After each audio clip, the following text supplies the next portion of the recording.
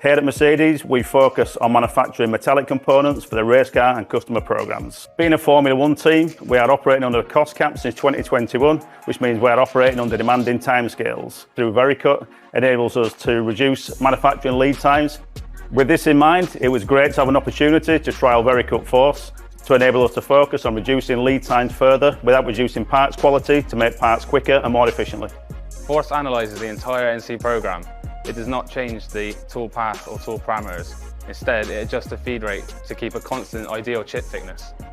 One of the advantages of Force is it's able to slow down some elements of the tool path to prolong tool life while speeding up other areas to improve efficiency and reduce lead time. We initially optimised the 4 main roughing tools. Using tool data from the supplier meant we were able to use the tool to its best potential and matched how it's supposed to be used. We are continuing to look at more potential savings, with tweaks to entry and exit distances, max feed rates, air cuts, and utilising milling techniques. I think some tools could be pushed a little bit more.